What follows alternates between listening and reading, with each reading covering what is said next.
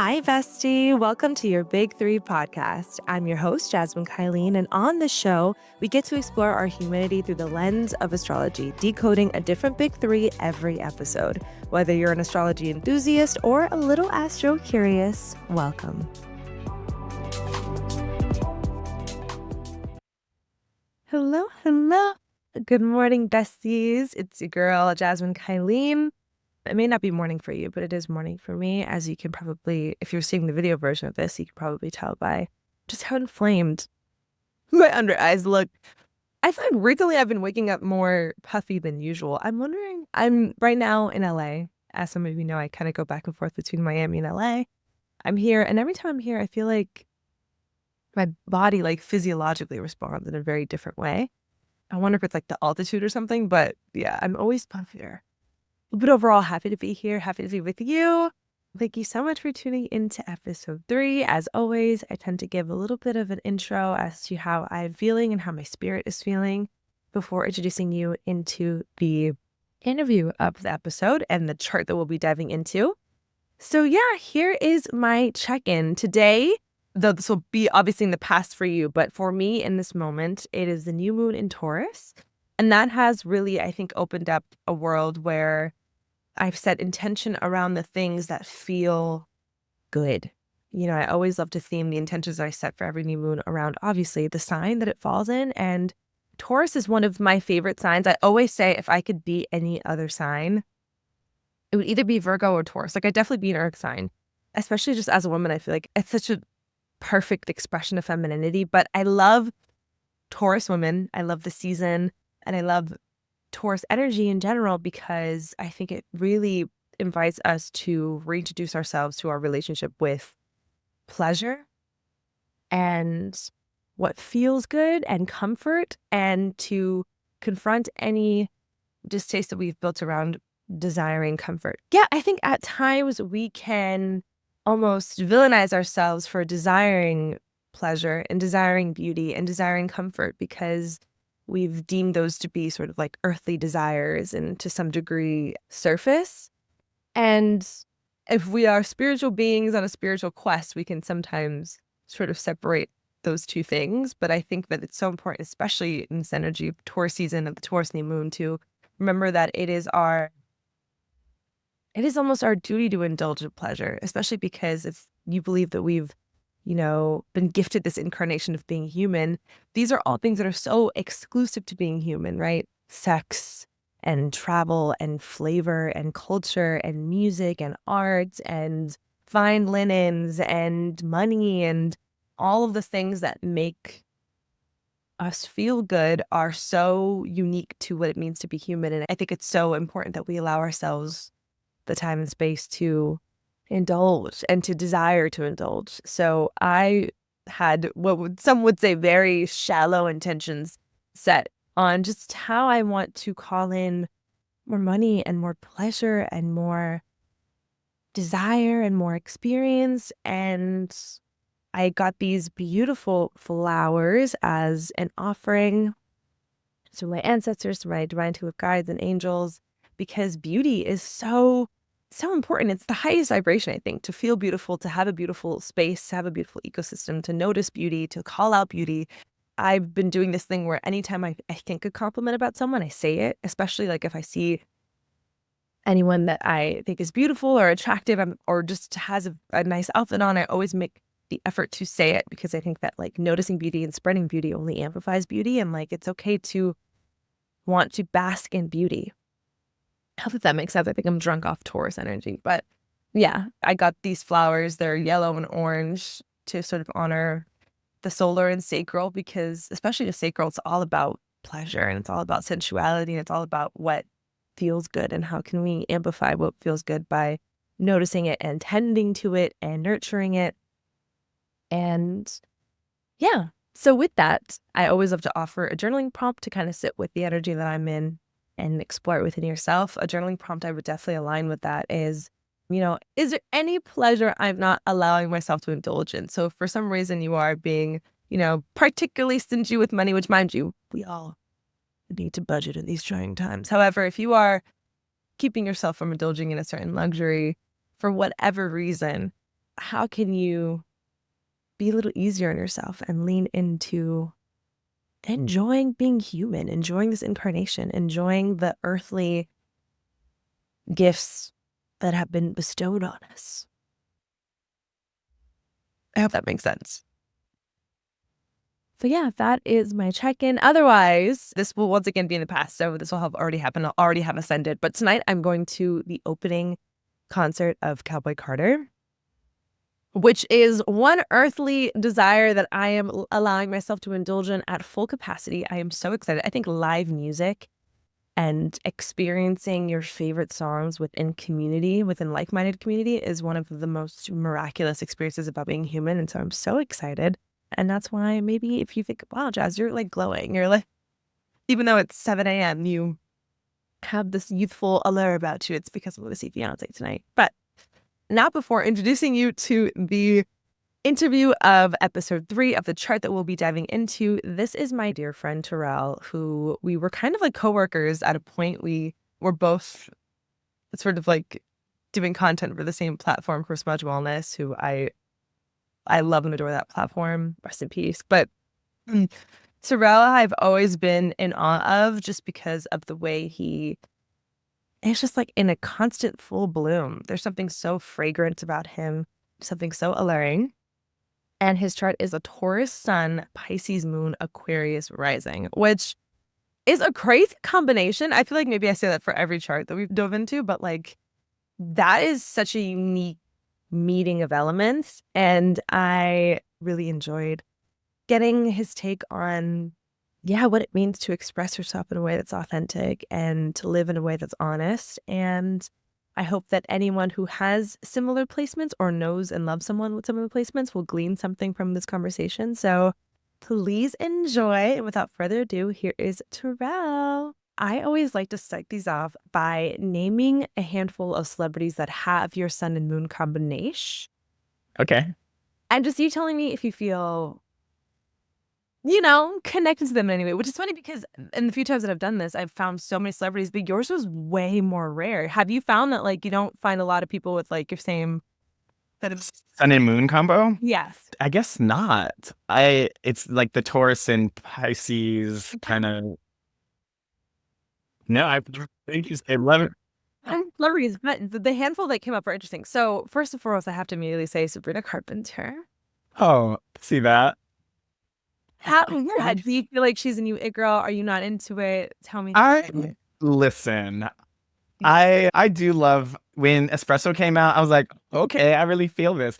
I vibe with her. I am not someone, and maybe this is very Taurus of me, but I don't get like really that deep with like, into people like that, I guess. Yeah. But I can see how I think she has this like, there's like a sensual vibe. There's this beauty. You can really see like the Venus, aura, I think there. And the lyricism, I think, is also very like Piscean too, So I can definitely see that. That's so funny. I wonder, where do you think your like reluctancy to stanhood stems from? Because I love that about you. It may be, well, I don't know. Do you think that's like an Aquarius thing? Because I think I am the complete opposite. Like, I think I am so parasocially obsessed with people, but I think it's my Pisces Venus, because I feel like we're so delusional that we can like create an idea of what we think something is and like relate to it. But I do think, that probably is your Aquarius that's like just so much individuality, Yeah. I very much kind of like, I have a tendency to like float. Like, I haven't listened to Sabrina Carpenter in a long time, but like when her album came out, I was listening to it a lot, and playing it in my classes a lot and stuff like that. And now it's like I'm on to the next kind of person, or interesting. I do think the individuality has something to do with that too, because I think sometimes when there's like a lot of people into something, I can get kind of icked by it. Or just like, I'm gonna wait for this to calm down. I'm gonna wait for this to.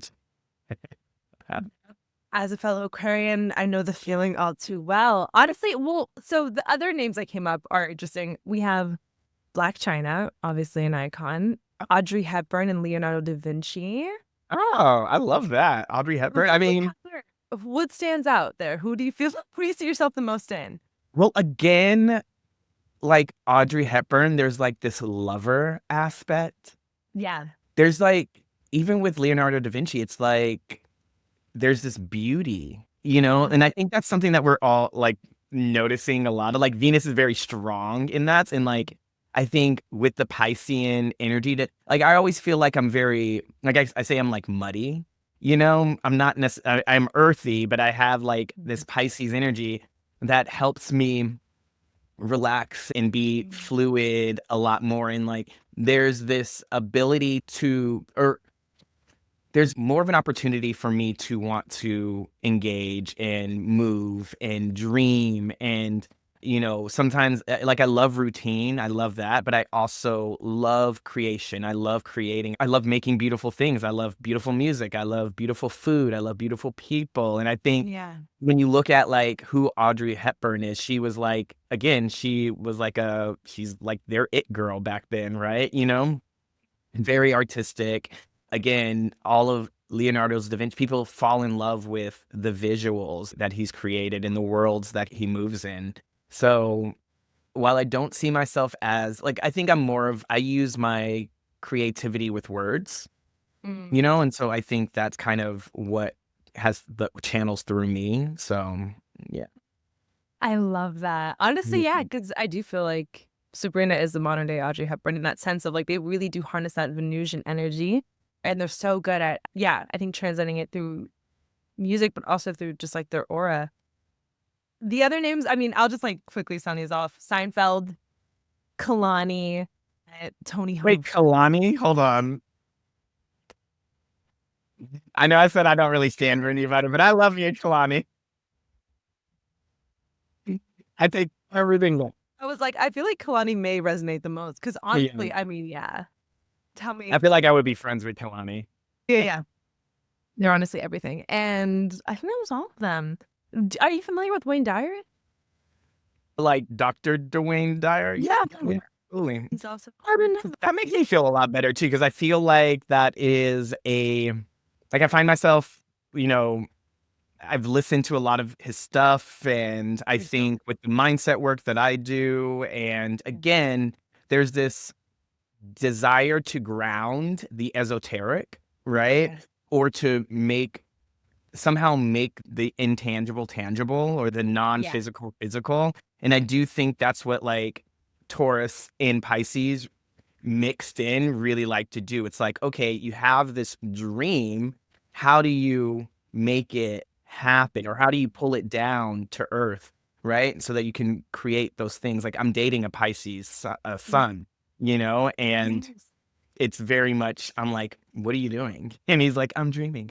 So No, yeah, well, I was most excited when I saw Dr. Wayne Dyer because he has played such a pivotal role in my entire evolution of self. And I think it's because out of all the spiritual leaders that I've lent myself to, he's the one who's made everything feel the most human. He has these really big ideas, but he's making it so palpable and tangible and so human and so on the earth and so grounded. That speaks to exactly what you're saying. And I think that you do the same thing. And so I think just going now into dissecting your own chart and experience and shape of self, how do you feel like you balance that Piscean energy that is so in the clouds versus that Taurus energy that needs to be 2 feet down? how do I balance it? I mean, honestly, I think I've had to push myself to do things different, to move differently. Again, being willing to lean into the dream and not say like, well, I'm really stuck in this way, or staying here just because it feels really comfortable. I feel like just being aware of that has allowed me to shift and change and manifest a lot of the things that I've wanted and step into the roles that I saw for myself. Again, I think Taurus, it just depends on how thick that Taurian energy is, where you feel almost, you can feel immobilized, or you're so stuck in a way, right? Like you don't notice that you're in some kind of habit or repetition. I think And being intentional about creating has been really important for me too. Not just sitting on the couch all day and eating and watching TV. Like, when I'm ready to decompress, that's what I can do. But saying like, okay, what are some other things that feed that other aspect of me that get my mind moving in a different way? Or if I do have this, if I'm feeling thirsty for creation, I have to make space for it. So I think that's something that. That's so interesting. Yeah. Do you feel like you kind of need to like harness the energy to do? Because I think that a Taurus can get so comfortable in comfort, and Yeah. Pisces can get so comfortable in daydreaming. Do you feel like you kind of need to like harness that fire for yourself? Yeah, it is one of those. And my mantra this year has been create more than I consume. And so just like Yes. making the time, taking the time for it, utilizing my space and utilizing my time, making sure that I create an environment that I want to be in that allows me to create too, right? So even within my office, there's a space for me to sit and meditate. There's a space for me to, hang out and write if I want to. I have my desk and just making sure everything is nice and cleared up and tidy so that when I do come in here, I feel grounded enough to do what I'm doing and I can do whatever I want to do, but making the time for it. Yeah. I think it's important. I mean, not every, it doesn't come easy all the time, but we have to make the time for it, make the space for it. Yeah, I mean, I think I always say if I could choose to be another sign, it would be Taurus, a million Mhm. percent. And I think that what I've learned so much from the Taurus people in my life is just like it is so okay and important to prioritize and center beauty, your Mhm. physical environment and your physical ecosystem being a place that you like feel aesthetic joy from Yeah. is so important. And so with that, I'd love to know, what is your relationship with beauty and how does that define your relationship with pleasure? Like, how do you make sure that everything like feels and looks and tastes good in your life? I mean, I don't know if I actively, consciously do that. I feel like I know when something doesn't feel good and I don't, Yeah. and I like, don't lean into that.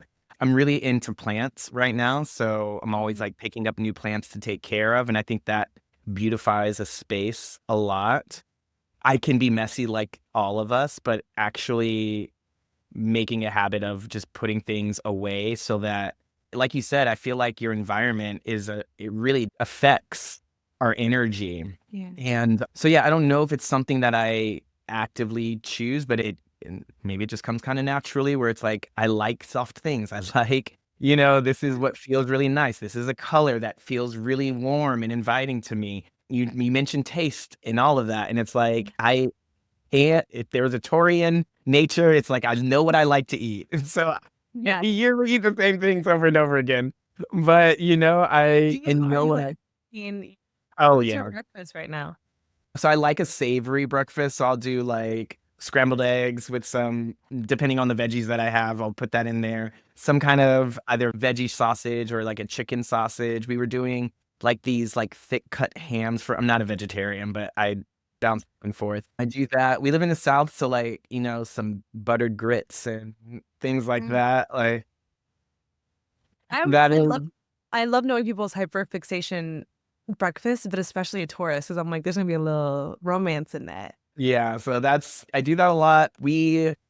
When we do meal prepping too, so I make like cold oats and like with mixed berries and stuff like that. So if I'm Mm. feeling, Tim has the sweet tooth, I'm more of Yeah. the savory. So Yeah. that's kind of like what I lean into. But yeah.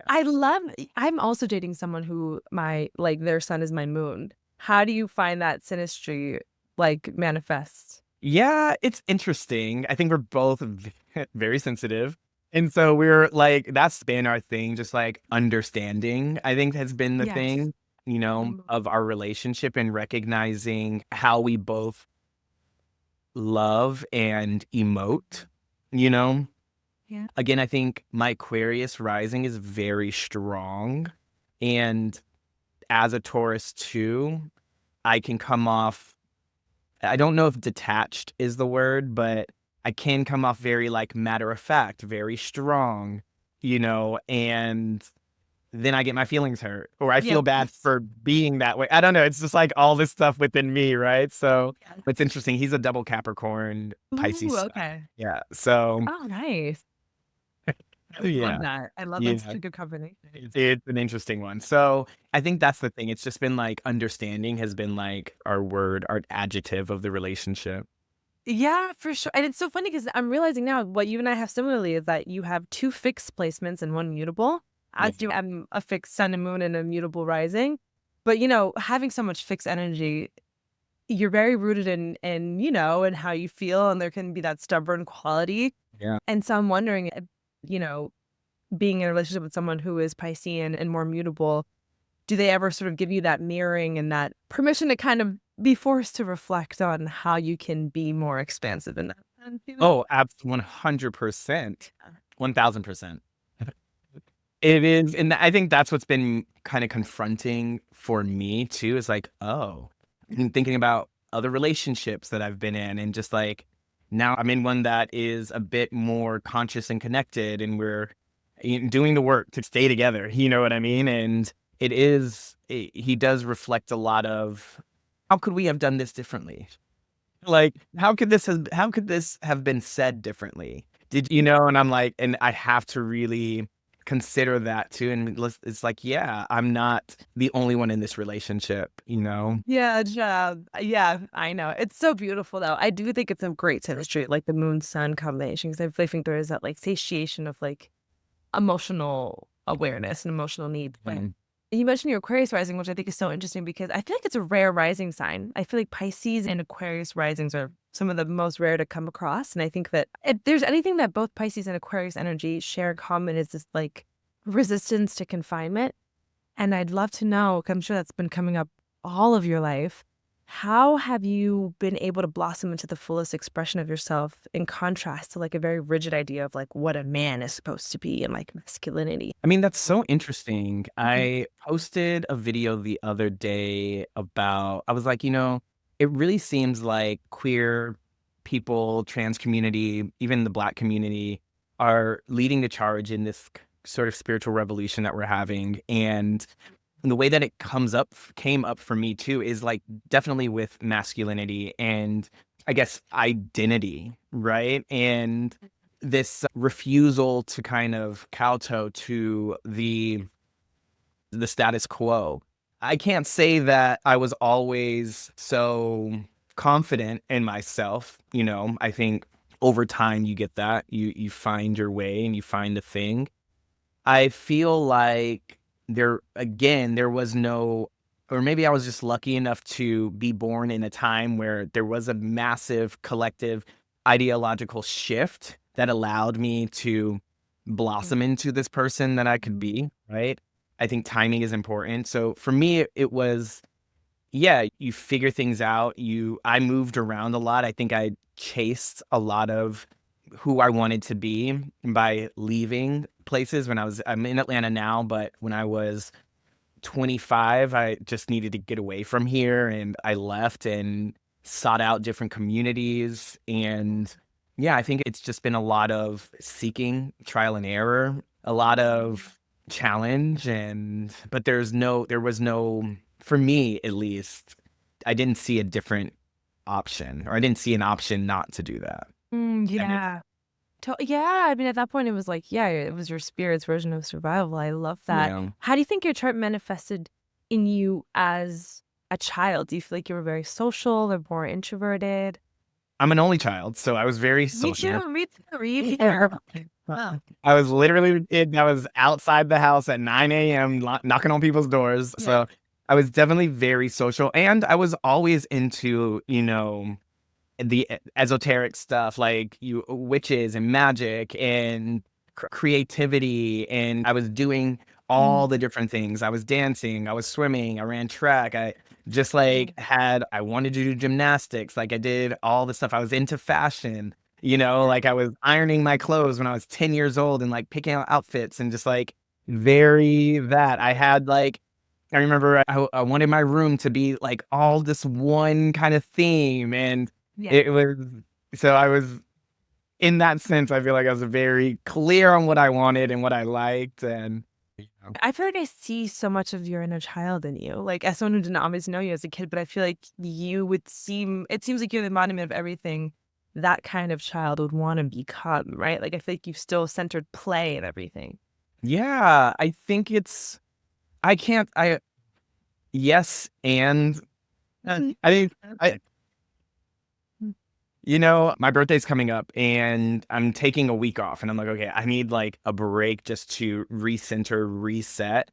In the Yeah. last couple of weeks, I've been reminding myself that I do have to, it's okay to go out and it's important to go and have a dance. I can still, you know, have a good time and do the things that I want to do. I can't just sit at home all day, like every single night and not do the things. So play has been an important aspect of my life, or it's been a reoccurring theme as of late, just to incorporate that more of, because I don't want to, have 5 years go by and it's just like, oh, well, I've been in school and I've just been working and I haven't really been doing anything. I love to travel. I love to have a good time. And I honestly think when we engage in play, it opens us up to more opportunities. We see things differently. We feel differently about ourselves. And it just creates this sense of balance in our lives. Yeah. Oh my God. That Pisces is always going to need that. That Aquarius too, Mm, but mm, 100%. I'd love to know, especially because I think that, like, Pisces is always sort of like seeking this like spiritual expansion, but Taurus is so in the body. And you mentioned like running track and all this stuff. How do you feel like you find your spiritual meditative practice and like physical avenues to physical avenues? Yeah, I don't know. When we were doing Smudge, I wasn't Mhm. teaching at Soul Cycle at the time, but I took it like a year and a half off from teaching spin. And I noticed after a while, I was like, oh, something is missing. Yeah. And teaching gives me this performative kind of a Yeah. space, but I also have movement too. So I've always been in some kind of like movement practice. So that's definitely something that is integral to my being. And I need it to feel grounded. I need it to feel clear. Yeah. I remember, kind of feeling sort of out of body when I wasn't working out the way that I was. So there's that. And because it's work, it doesn't give me as clear of that like grounded spiritual space that I have. So I do make sure that I meditate daily. I'm tapping, you mentioned Joe Dispenza. I love listening Mhm. to, Buddhism and doing all of these other practices that help me think about spirit and spirituality and life in a different way. So those are things that I do every single day. Like it's a hygiene situation, right? Yeah. It's become a part of who I am. It's not something that I have to really work at doing. And that's just from noticing when I don't do these things, I feel not great, you The know? body needs tending to it. Yeah, I found that I think I go through so many phases of like how I relate to my spiritual practice. And like I've found that more recently I've like kind of strayed a bit from like when I would, pull cards and sit on my altar and work with crystals. I've recently felt like just movement has been my church and I felt closer to God the more that I'm like Mm, stretching and sweating. yeah. And yeah, so I was curious to know, yeah, your relationship with like meditation and movement and how that Yeah. benefits soul And cycle. I like that too. It's like you find what works for you, right? Yeah. Like, and it's going to change. Yeah. It's interesting. Sometimes I see people who are, or we're all in different, I guess, phases of expansion and growth. And Yeah. you use something for a while that really works. That's what you need. And then you migrate or elevate or shift or change. You fall off into something else. And you may come back to it or you may not, but it's all beneficial. And I think eventually you find what really works for you, what sticks, what stays. Yeah. I don't pull tarot every day, but I do like to use it as a personal practice. And for myself, it's like eventually teaching people how to use it as a tool for transformation for Yeah. themselves, not just like predictive, Yeah. tarot usage, but like really self-reflection and growth. So all of it is out there for us to try and figure out and dabble into. And I feel like it's all good. 100%. I'd love to know, especially as someone who's, I mean, a Taurus, you're so Venusian. What are you defining as pleasure right now? Like, what does it look like for you in this moment? You know, my time has been really, it's like making sure that what I say yes to feeds me and nourishes me. So if I'm going to hang out with people, I don't want it to be just like mindless. I'm not really interested in superficial stuff right now. So again, like my time is so precious. And I think what's pleasurable to me is having deep thought, deep conversation. What's pleasurable to me is having other experiences. Like, we went to this, what was it? It was like a plant fair or something, and just like doing different things of connecting like that. I love eating is going to always be a favorite of mine. So like taking me somewhere and having that experience where we can try something that tastes really yummy, or a vacation is something that I've been like dying for, the beach or dying for something, right? And we're going to go hang out in the cabin. And I think that's, again, how am I spending my time? What am I saying yes to? And am I doing the things that really nurture me and fill me up in that way? That's such a good answer. For me to ask you what pleasure is and you're like discernment with my time. I love that. Oh my God. Yeah, I have so much to say to that. Well, it's Taurus season. You mentioned when does your That's April 27th. So it's going to Oh, be, girl, it's like in 4 seconds. yes. Happy because the world will come out afterwards. So happy birthday. What are you centering this next chapter of life on? Do you have like a mantra already, or are you kind of I guess I you don't have I don't have a mantra ready. So that's a hard one. I'm gonna have to think about that. Because I know I'm starting school, so I'm starting graduate school in August. And I'm really focusing. I feel like I want to create something, create an experience, or yeah, I feel like I want to facilitate some kind of something for people. I haven't like, it's percolating right now. It's building in this moment. And so I think for me, no, that's just what I'm focused right now. let it gestate and then it made. But I love that. I think that's incredible. Also, the blue in your nails has been so mesmerizing. I just painted my toes the same exact blue. Did you choose it for any reason or? I wanted like a teal, but and it is kind of a teal, but I like it. I've gotten a lot of compliments on it. The last couple of colors I've used, I've been like, oh, I don't know if I like this, and people are like, I really love that, and I'm Like, did I eat and like for some reason over time the color has spoken more and more to me. And it just yeah, feels like this really like yeah, it's I really really feel like green. Yeah, very aquamarine. yeah. Okay. So just whatever comes up top of the head. Obviously it's astrology based. First thing, what is your favorite placement in your own chart? I have a Scorpio stellium. I don't know if that qualifies for that, For but sure. I was like, I actually love that I have all this Scorpio energy What house is within it me. on? It is in my higher houses, so it's like 10th house. Okay. Yeah, so it really kind of operates in the work that I do, and how I am utilizing it or seeing it as a bit of the medicine that I give to people. And I think I have this tendency to go deeper, Yeah. see deeper. I want to talk more about like you. I don't really love, again, small talk. So that's something that I've really been feeling. So Scorpio. Oh my gosh. And then contrarily, what is like your least favorite placement of your own chart? I would have to say, LOL. no, listen, I have a love hate. Off the top of my head, I'm going to say my Pisces moon, just because I feel like it makes me so sensitive. Yeah. And I can tend to like second guess myself sometimes.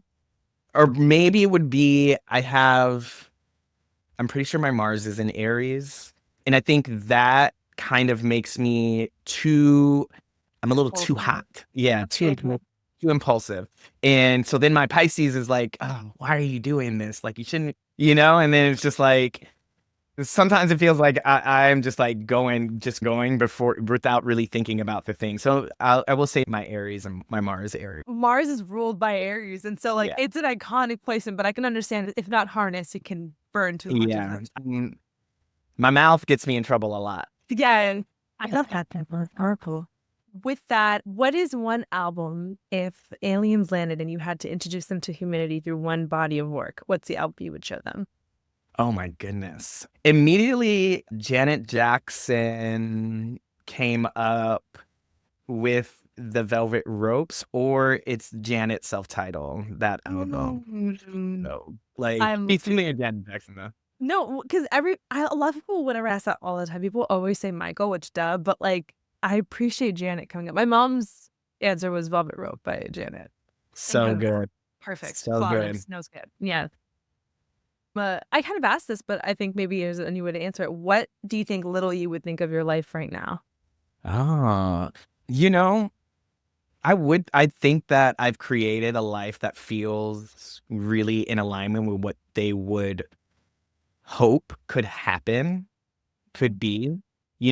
I've lived a lot of different places, which wouldn't be very much different from like I was a military brat, so we moved around a lot. But being being free in a sense that I don't have a 9 to 5 job. I really can do all the things that I want to do. I feel like I have a pretty cool style. I feel like I've had really cool experiences. I know a lot of cool people. There's still this like fun life to be had. So I think, yeah, I would definitely feel like my little person would be like, yeah, let's do it. Yes. Oh my God. Are you kidding? 100%. Last two, what is your season of life right now? Are you in a winter? Are you in a summer? Are you in a spring? Are you in a fall? I definitely feel like I'm in a spring. In the spring? Love. Yeah, Yeah. I feel That's like I'm in a all you know from spring. giving, honestly. Yeah, I feel like I'm in a spring. You know, I feel like there's a lot of things wanting to bloom, wanting to blossom. I feel like there's a lot of energy for me to tap into. So I have all these ideas kind of running and going, and it does very much feel like a spring. I just have to understand how to nurture and water all these Mhm. seeds. I hope they can really grow.